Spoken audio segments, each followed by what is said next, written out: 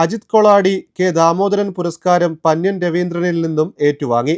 Marxist ആശയ പ്രചാരണ രംഗത്ത് നൽകിയ സംഭാവനകൾ പരിഗണിച്ച് ഗുരുവായൂർ കെ ദാമോദരൻ അക്കാദമി ഏർപ്പെടുത്തിയ പുരസ്കാരം പന്ന്യൻ രവീന്ദ്രനിൽ നിന്നും അജിത് കൊളാടി ഏറ്റുവാങ്ങി. പന്ന്യൻ രവീന്ദ്രൻ പരിപാടി ഉദ്ഘാടനം ചെയ്തു. പൊതുപ്രവർത്തകരെ പറ്റി നല്ല അഭിപ്രായമില്ലാന്ന് ഇപ്പൊ കുറേയൊന്നും ചീത്തയാകുമ്പോൾ പിന്നെ ബാക്കിയുള്ള അഭിപ്രായപ്പെടില്ലേ ഇല്ലേ? ആദ്യം ചില ആളുകൾ വന്നാൽ ഈ സാധനം നമ്മളെ പച്ചക്കറി കടയിൽ ചെന്നാൽ ഒന്നെടുത്ത് നോക്കി അത് കേടോ പോട്ടറോ എന്ന് പറയും. അതുപോലെ പറ്റില്ല. പൊതുപ്രവർത്തനം എന്നത് ജനസേവനത്തിൻ്റെ വഴിയാണ് എന്ന കാര്യം വെക്കണം. നമ്മൾ അർപ്പണബോധത്തോടുകൂടി നമുക്ക് വേണ്ടി നമ്മൾ പ്രവർത്തിക്കണം.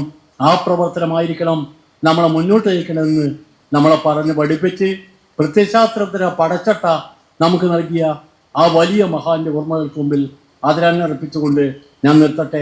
അഭിവാദ്യം. ചടങ്ങിൽ കയ്പമംഗലം MLA ആയി തിരഞ്ഞെടുക്കപ്പെട്ട അക്കാദമി ചെയർമാൻ KK വത്സരാജിനെ ആദരിച്ചു. Geetha Gopi MLA, EM Satheesan, advocate P Muhammad Basheer, CV Sreenivasan, K Mohanan, Ajith Koladi എന്നിവർ സംസാരിച്ചു.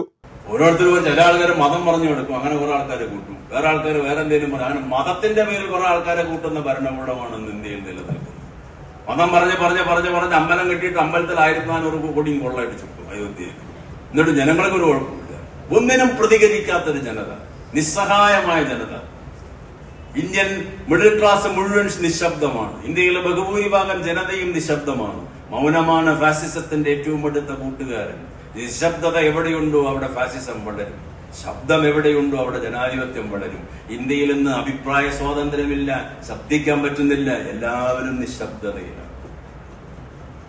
ഓരോരുത്തർക്കും ഓരോ അഭിപ്രായമായിരിക്കാം. ഞാൻ എന്റെ വീക്ഷണവും കമ്മ്യൂണിസ്റ്റ് പാർട്ടിയുടെ വീക്ഷണവും പറയുന്നു മാത്രം.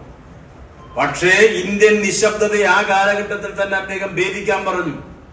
ജനങ്ങളുടെ മുഖത്ത് JV പ്രസാദ് ചതോപാധ്യായയുടെ ശിഷ്യൻ രാഹുൽ സാങ്കൃത്യായനൊപ്പം കോഴിക്കോട് മിഠായി തെരുവിലൂടെ നടത്തമുണ്ട് ചെലവായത്. ആരായി രാഹുൽ സാങ്കൃത്യ എന്നൊക്കെ പറഞ്ഞ് ഇന്ത്യൻ ഭൗതികവാദത്തിന്റെ അപ്പോസ്തലൻ അല്ലെങ്കിൽ പിതാവ് എന്നൊക്കെ വിളിക്കാൻ JV പ്രസാദ് ചതോപാധ്യായ കഴിഞ്ഞ് ND കൃഷ്ണവാർ എഴുതുന്നുണ്ട്. കെ ദാമോദരൻ സഖാവും രാഹുൽ സാങ്കൃത്യായനും കൂടിയിട്ട് ഒരു മുഷിഞ്ഞ മുണ്ടും മുഷിഞ്ഞ ഷർട്ടും ഇട്ടിട്ട് കോഴിക്കോട് മിഠായി തെരുവിലൂടെ നടക്കുമ്പോൾ ND ഇങ്ങനെ വരികയാണ്. മാതൃഭൂമി വിഭാഗത്തിന്റെ പത്രാധിപര സൂക്ഷിച്ചു നോക്കിയപ്പോ കെ ദാമോദരൻ അടുത്ത് വന്നു. ഇതാരാ? NDക്ക് അറിയില്ല ഈ രാഹുൽ ഇതാണ് രാഹുൽ സാങ്കൃത്യായ.